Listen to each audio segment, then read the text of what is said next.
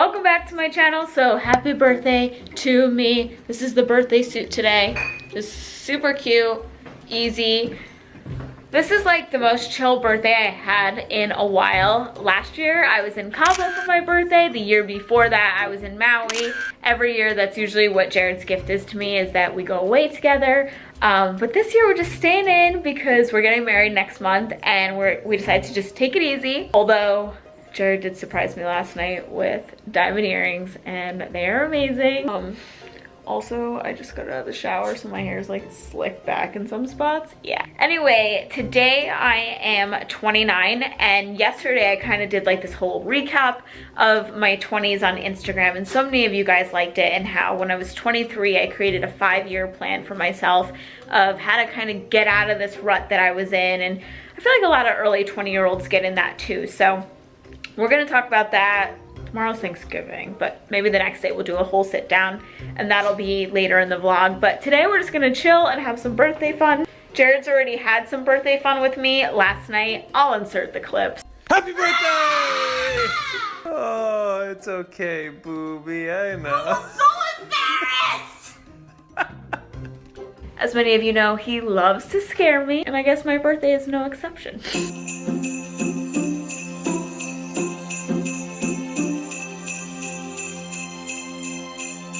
Happy birthday.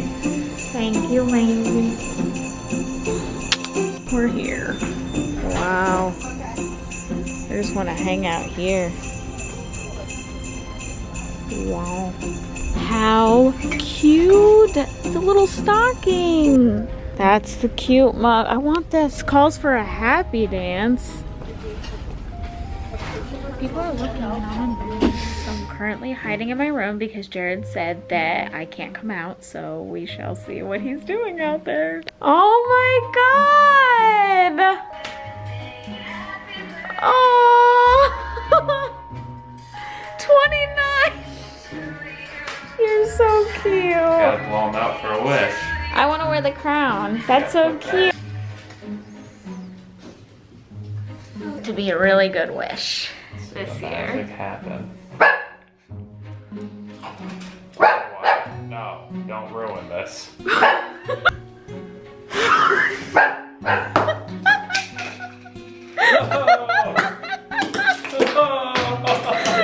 Oh my god! You're fidgeting over here. They're not as easy as they look. That was so cute. I loved it, babe. Sit here and open up my card. Can I sit here now? Yeah, no, you can. That's what you were hiding? Your little gun machine. On the presents. Presents? You already got me a present. Dude, these diamond earrings were more than enough. Like, Wow. First he told me that you saw that mug and liked it. I literally saw this at Target, and I thought it was weird he wasn't gonna buy it. I was like, I really want that wifey mug. Oh. It wasn't upstairs. Oh my, you remembered? Okay, so not too long ago, we were in Ulta, and I was like, if you want to get me a little something, because this was back before I knew I was getting earrings, he was like, this year is going to be just a low-key birthday because we're getting married next month. We had just booked our honeymoon, so he was like, we're just, you know, frugal friends over here. And I was like, well, if you want to get me something little, I saw this lip kit, this Kylie. I've never tried this kit before. It's called Bear. I love nudes. And he remembered. I can't believe you remembered the shade. Did you take a picture of it that day? I was in the same spot. I love this though. This, oh my god. And I also said, you do pay attention. They are so soft. I saw these in Target too, like another time. And I was like, oh my god, I need Christmas pajamas this year. Like tight ones, like the thermal ones. Oh my god, you always say we make a great team. Guys, look at this card. First time getting to do the wife birthday card section, so pretty exciting. Yeah. Happy birthday to you. Welcome to my bedroom. I feel like you guys haven't been here in a long time. But anyway, my dogs are being crazy. We're not going to film in my usual like office area. We're filming in my bedroom. So first off, I just want to say thank you guys so much for all of the happy birthday wishes. I feel really good about turning 29, and I was actually saving this video for next year. I just thought, You know what, when I'm turning 30, I want to make a video everything I learned in my 20s, but even at 29, I do feel like I've learned so much. I had to work really hard in my early 20s. I had to make a ton of sacrifices, and I would watch my friends go and do fun things, and a lot of times I couldn't join because I told you guys on Instagram, but I created a 5-year plan for myself, and I said, this is going to be my 5-year plan to be successful, to become successful. What's going on over here? Okay, that's better. Anyway, the more I was talking about it on Instagram, the more you guys wanted to hear more and just hear more about my 5-year plan and different things I did to set myself up for success in the future. So I hope you guys enjoy this video. This is for all ages. This isn't just for in your early 20s, even though I'm gonna share a lot for that. But if you're, you know, older or you're doing a career change, like all of these are still good tips and just, you know, words to live by as far as setting yourself up for success and different things to be careful about. And yeah, so I hope you guys enjoyed today's video, and let's get started. I know I'm gonna be talking a lot. When you are in your early 20s, even 18, 19 years old, I feel like you're so vulnerable to debt. What I mean by that is when you're in high school, they don't really teach you a lot about debt, or at least they didn't for me. Yet we're allowed to get student loans, and we could get ourselves into like $200,000, $100,000 worth of debt. Meanwhile, they don't really talk about that. I remember being in high school and coming home from school all excited. My teacher said, this is the school that you can get into if you work really hard, blah, blah. Me and my dad were talking, and he's the one that really wanted me to go to college. So I thought he was gonna be thrilled. But after I told him, oh, this is my plan, like this is the college I'm gonna go to, the first thing he said was, that's way too expensive. And I was like, what? What does it matter? I'm gonna get student loans, I'm going to pay for it after school when I get my amazing job and all of this. And he was like, yeah, no. And he wasn't saying that to be rude, and he wasn't saying that like that I'm not gonna get an amazing job, but he was explaining to me how much student loans are every single month. And at the time I had an older friend who was paying $800 a month, and she had to move back in with her family, and it was like this whole thing because she had all of this student loan debt, thought she was gonna get a really good job, didn't. So that was like an example my dad was giving me, and it started to really freak me out that this is all the debt that I could be getting myself into, and then not getting a good job or a job that pays enough to be able to support myself plus my student loans. I wanted to go to Fordham University. That was the college I was really excited about. It's in New York, so I could stay close to home. I live in LA now, but I'm from New York, and I just always wanted to go to Fordham. It's a really good school, and like I said, it's close to home. It's in the city, so I just thought like I'm gonna have city life. I'm gonna be like the Sex and the City girls and go out and make friends and have fun, but I'm gonna get a really good education. That school is like $40,000 a year, and my little, you know, high school self was like, that, who cares? I'm gonna get student loans like my guidance counselor said to do. But my dad was smart, and he pushed me to go to community college for 2 years, so I saved a lot of money. I believe my community college was like $5,000. I went to community college for 2 years, and then I transferred to Fordham, and financially that made a lot of sense, but also like the maturity level. Like I didn't just go to Fordham and change my major a million times. I knew what I was there to do. I knew what I wanted to study, which was finance. I got a degree in finance. It all sounds like, wow, that was really awesome, like so cool, but at the time it was really hard because all my friends were going away, everybody was really excited to go away, and I had good enough grades to go away, and I could have, but I stayed back and I went to community college for 2 years. And there's nothing wrong with doing that, by the way. I did it. I had a lot of fun in community college. I mean, all of it ended up being worth it, but there was a big part of me, like, you know, I would stalk my friends on Facebook, and they'd be at college parties or decorating their dorm, and I was living at home, and I just felt like I was really missing out. It was hard. The first year was really hard. I cried a lot. I felt like, oh my gosh, what am I doing? I should be going away right now. Life's not fair. Why won't my dad help me? Like all of this kind of stuff. And now, all these years later, I don't have any debt. My friends have debt. That was just something that really helped me as far as college goes.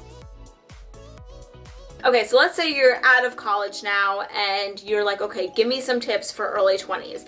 These are my big tips as far as debt, saving, money, financials go. The big thing is you want to stay away from credit card debt. Again, not the sexiest thing to talk about, but I know so many people in credit card debt. My husband works in real estate, so he sees debt all the time, and a lot of times when he sees debt from people in their 30s, 40s, a lot of times it was from making poor decisions in their 20s and then, you know, just not really being able to get out of that. That is something that my parents taught me really young. Don't spend money you don't have. Now, my next piece of advice for this, as far as financials go, is actually to get a credit card. You're like, but Sam, you said don't get in credit card debt. Right. But you do want to make sure you are establishing credit. So I started establishing credit, I think at 22.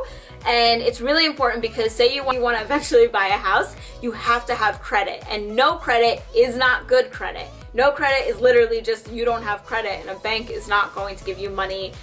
They're not going to give you a loan to buy anything. Even if you're just buying land, buying property, you need good credit. You also need good credit when you want to get a car, when you want to rent an apartment. So say you're like, well, I'm not even buying a house right now, so it doesn't even matter. Do you know where I live in LA, it's harder to rent than it is to buy? They look at everything when you're renting, and the reason is because they want to make sure you're going to be able to pay that rent every single month. They want to see your credit scores of all the people that are going to be living there. So if it's you and a friend or you and a significant other, they're going to need to see your credit, and you're competing against so many other people with also good credit scores. So keep that in mind. You would not want to get yourself into credit card debt in college and then say, okay, well now I want to get my dream apartment and rent with my friends or rent on your own, and then not be able to because you got yourself into a little bit of a pickle. So just a little recap, because that was a lot of information. Don't spend money you don't have.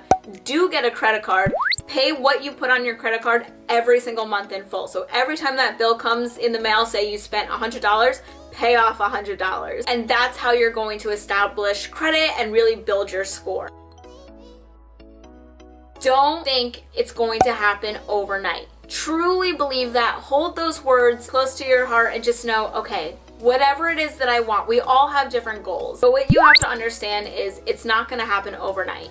And I made a lot of mistakes in my early 20s, but I do know that I held that close to my heart that, okay, Sam, you're going to make a 5-year plan because it's not going to happen overnight. Don't be hard on yourself. One of my subscribers put it perfectly. She said that after watching my story, she realized she's only 21, and she compares herself to bloggers and influencers that are between the ages of 27 and 35. If you're 21, fresh out of school or still in college, don't compare yourself to somebody that's been working a job for a really long time and saving money and hustling and all of that. People say this, don't compare yourself to others, but I'm going to say it. Don't do it. Don't do it. I'm talking to you. Don't do it, because how could you compare yourself to somebody else when we're all in a different situation? It's just a waste of time. It's going to make you feel bad, and it's not going to motivate you. During your early 20s is when you need to get motivated, when you need to get excited, and why would you want anything to steal that joy? For me, I made my 5-year plan by sitting down and saying,